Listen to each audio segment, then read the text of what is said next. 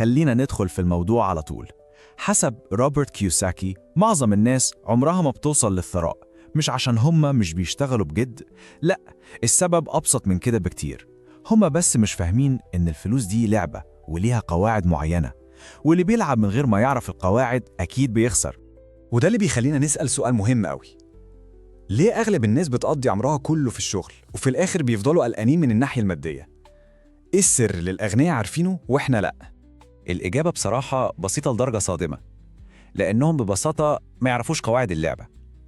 عالم الفلوس والمال ليه قوانينه الخاصة بيه، ولما حد بيقرر يلعب من غير ما يكون عارف القوانين دي، بيبقى كأنه حكم على نفسه بالخسارة من قبل حتى ما يبدأ. ودلوقتي يلا بينا ندخل على أول وأهم قاعدة في اللعبة دي، القاعدة اللي تعتبر حجر الأساس في فلسفة كيوساكي كلها، وهي ببساطة إن الواحد يفهم الفرق بين الأصول والخصوم. بص، الأصل هو أي حاجة بتدخل فلوس في جيبك بشكل مستمر. يعني فكر فيها كده، ممكن يكون عقار بيجيب لك إيجار، أو مشروع شغال لوحده من غير ما تكون واقف عليه، أو حتى حقوق ملكية فكرية زي كتاب أو كورس أونلاين. ببساطة شديدة دي حاجات بتشتغل عشانك حتى وانت نايم. أما بقى على الناحية التانية في الخصوم هي العكس تماماً. دي أي حاجة بتسحب فلوس من جيبك باستمرار، زي القروض، أقساط العربية، أو حتى الحاجات الفخمة اللي بنشتريها وما بتضيفش لينا أي قيمة مالية. وده هو الفخ الحقيقي، لأن دي الحاجات اللي ناس كتير بتفتكرها دليل على النجاح، لكن في الحقيقة هي بتستنزف مواردهم المالية شهر ورا شهر. وهنا بقى النقطة الجوهرية، وهي فهم الفلوس بتروح فين وبتيجي منين. الأغنياء بيشتروا الأصول الأول، الأصول دي بتولد دخل، وبعدين بيستخدموا الدخل ده عشان يشتروا الحاجات الكمالية اللي نفسهم فيها. إنما الطبقة الفقيرة والمتوسطة بتعمل العكس، بيشتروا الخصوم الأول ويدفعوا ثمنها من المرتب، فالنتيجة إن الفلوس بتخرج وما بترجعش. ودي هي القاعدة الذهبية، الأغنياء بيخلوا أصولهم هي اللي تدفع ثمن رغباتهم مش مرتباتهم. طيب خلينا نروح للقاعدة التانية، ودي بقى ليها علاقة بتغيير طريقة التفكير نفسها. الفكرة مش بس في السعي ورا المرتب، لا، الفكرة في امتلاك مهارات قيمة ليها تمن في السوق. زي ما روبرت كيوساكي بيقول، المرتب هو أكبر إدمان في العالم، لأنه بيخلي الناس تشتغل عشان الفلوس بدل ما يخلوا الفلوس هي اللي تشتغل عشانهم. المقولة دي بتلخص فخ كبير جدا بيقع في ناس كتير، وهو إنهم بيعتمدوا على المرتب كمصدر أمان وحيد ليهم. والجدول ده بيوضح الفكرة دي بشكل عملي قوي. تخيلوا معايا شخصين، اللي أول بيشتغل في المبيعات، ممكن يكون مرتبه في البداية قليل، بس في المقابل بيتعلم إزاي يبيع ويتفاوض ويفهم العملاء. والشخص التاني موظف حكومي بمرتب ثابت ومستقر، لكنه تقريبا مش بيكتسب أي مهارات جديدة. بعد 5 سنين الأولاني ممكن يبدأ مشروعه الخاص أو يضاعف دخله بسهولة، في حين إن التاني هيفضل معتمد على نفس المرتب.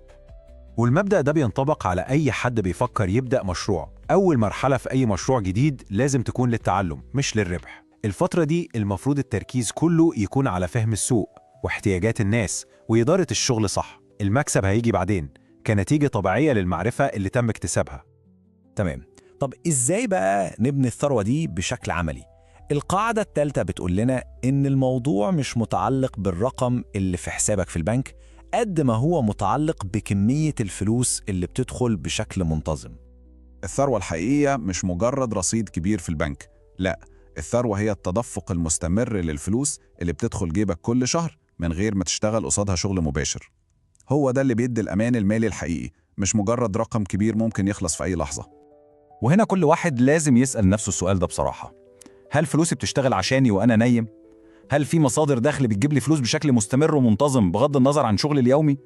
الإجابة على السؤال ده بتحدد وضعك المالي الحقيقي فين. دلوقتي بعد ما فهمنا الأساسيات، جه الوقت نتكلم عن الاستراتيجيات المتقدمة، الحاجات اللي الأغنياء بيستخدموها عشان يسرعوا عملية بناء الثروة. هنا بنتكلم عن 3 محركات أساسية بتسرع العملية دي بشكل كبير جدا. أولاً إن الفلوس لازم تتحرك، ثانياً إنك تفهم النظام الضريبي وتعرف إزاي تستخدمه لصالحك، وثالثاً قوة شبكة علاقاتك. خلينا نمسك كل واحدة فيهم ونشوف معناها إيه. المبدأ الأول بسيط وواضح، الفلوس اللي ما بتتحركش بتموت. أي فلوس مركونة في حساب بنكي بتقل قيمتها وقوتها الشرائية مع الوقت بسبب التضخم.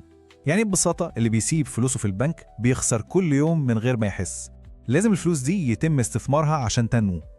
وهنا بقى بيجي دور المحرك التاني، وهو فهم الضرائب. شوفوا الفرق ده، لأنه بجد بيغير كل حاجة. الموظف العادي بيكسب فلوس يدفع الضرايب الأول وبعدين يصرف اللي باقي، لكن صاحب البيزنس أو المستثمر بيكسب فلوس يصرف على مصاريف شغله الأول وفي الآخر خالص يدفع ضرايب على اللي اتبقى كربح صافي. الفرق ده لوحده بيغير المعادلة كلها وبيخليهم يقللوا العبء الضريبي عليهم بشكل قانوني تماما.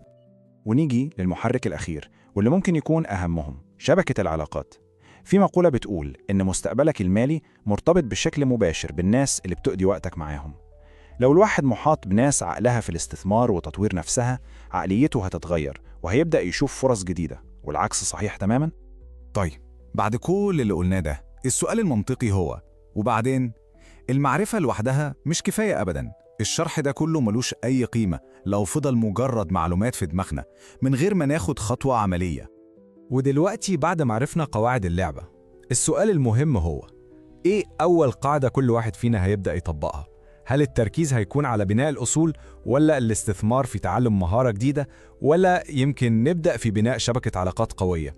القرار ده هو بداية تغيير المستقبل المالي.